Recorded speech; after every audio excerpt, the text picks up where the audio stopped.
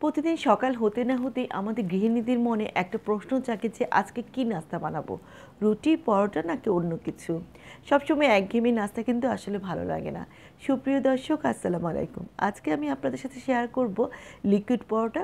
খুব সহজে ঘরে কিছু উপকরণ দিয়ে এটা তৈরি করে দেখাচ্ছি। চলুন দেখে নেই আমি এই মজার পরোটাটি আমি কিভাবে তৈরি করছি। এখানে আমি দিয়ে নিলাম দুটো আলু, আমি একদম ভালো করে সিদ্ধ করে নিয়েছি। তারপর গ্রেটারের সাহায্যে আমি একদম স্ম্যাশ করে নিয়েছি। আলুটা যেন ভালো করে স্ম্যাশ করা হয়। তারপর এর সাথে কিছু সবজি দিব। এখানে গাজর কুচি করে নিয়েছি। তারপর দিয়ে দিলাম দুটো বরবটি, আমি একদম ছোট ছোট করে কুচি করে নিয়েছি। তারপর দুটো পেঁয়াজও একদম ভালো করে কুচি করে নিয়েছি। কাঁচামরিচ কুচি 2-3টি। তারপর দিয়ে দিলাম ধনেপাতা। ধনেপাতাটা ভালো করে কুচি করে নিতে হবে। তারপর এখানে দুটো শুকনো মরিচ আমি একদম মাঝখান দিয়ে একটু কেটে বিচিগুলো ফেলে তারপর দিয়েছি। এটা দিলে আসলে দেখতে ভালো লাগে। তারপর লবণ দিয়ে দিলাম। এরপর এখানে দিয়ে দিলাম একটা ডিম। তারপর আমি এই সিদ্ধ আলুর সাথে ডিম আর সবজিগুলো একটু ভালো করে মিশিয়ে নিচ্ছি।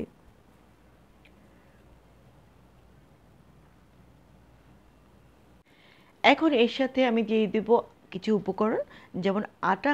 আমি এখানে 2 কাপ আটা দিয়ে এইটা তৈরি করব।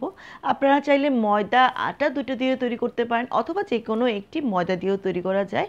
আমি এখানে 2 কাপ আটার সাথে প্রথমে 1 কাপ পানি দিয়ে দিলাম, নর্মাল টেম্পারেচারে রাখা পানি। তারপর একটু গুলে নিচ্ছি। এটা যেহেতু পাতলা একটু ডো হবে, তাই আমি একটু পানি প্রথমে 1 কাপই দিলাম। পরবর্তীতে আরও অল্প অল্প করে আমি পানি দিয়ে এটা পাতলা, দেখেন এই যে ব্যাটার তৈরি করে নিলাম। তো মেশানো ভালো করে মেশাতে হবে যেন কোনো গুটলি না থাকে। একটু চামচ দিয়ে দেখিয়ে দিচ্ছি কেমন পাতলা হয়েছে এটা।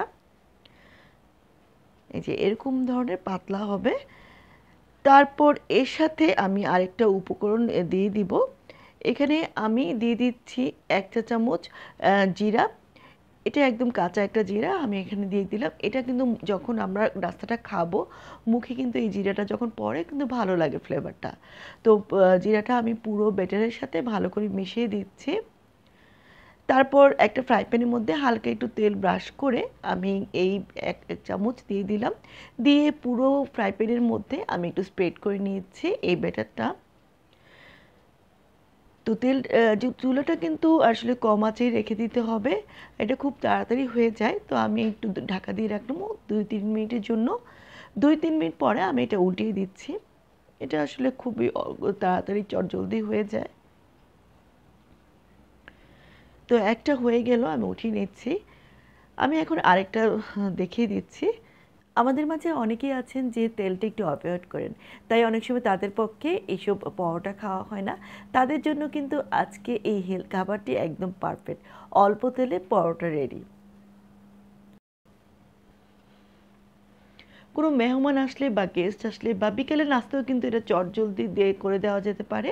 ঘরে যে কোনো সবজি দিয়ে এই নাস্তাটি তৈরি করা যায়। তো মাঝখানে আমি একটা কথা বলেছি, আমার এই রেসিপিটি যদি ভালো লাগে একটু অনুরোধ করব আমার চ্যানেলটি সাবস্ক্রাইব করে রাখার জন্য। আর সাথে থাকা বেল আইকনটি দিয়ে রাখবেন। আমি কোনো রেসিপি দিলে সাথে সাথে নোটিফিকেশন আপনার কাছে পৌঁছে যাবে। তো এভাবে করে আমি মাত্র 2 কাপ আটা দিয়ে কিন্তু অনেকগুলো নাস্তা তৈরি করে নেব। আর এই নাস্তাটি কিন্তু বড়রা তো খুব পছন্দ করে খাবে, ছোটরাও কিন্তু পছন্দ করে খাবে। আর সবজিগুলো যেহেতু ছোট করে কেটেছি, এটা খুব চটজলদি কিন্তু সিদ্ধ হয়ে যায়। তো একে একে এই হেলদি নাস্তাটি তৈরি হয়ে গেল। আমার কিন্তু খুবই অল্প সময়ে এই নাস্তাটি তৈরি হয়ে গেল। এই যে দেখতে পাচ্ছেন, এটা দেখতে যেমন সুন্দর লাগছে, এটা খেতেও কিন্তু তেমনি ভালো লাগে। এটা এমনি এমনিই খাওয়া যায় অথবা সস দিয়ে দেওয়া যায়। বাচ্চাদের টিফিন বক্সে কিন্তু দিলে বাচ্চারা কিন্তু খুব পছন্দ করে খাবে। এই পরোটাটি এতটি নরম আর সফট হয়েছে যে এটা যেটা মুখে দিবেন এটার সাথে সাথেই মনে হয় যে মুখে গলে গিয়েছে। এটা এতটি সফট থাকে। আমার বাচ্চারা কিন্তু খুব পছন্দ করে খেয়েছে। আশা করি আপনাদের বাচ্চারাও বাসায় যখন বানাবেন ওরা খুব পছন্দ করে খাবে।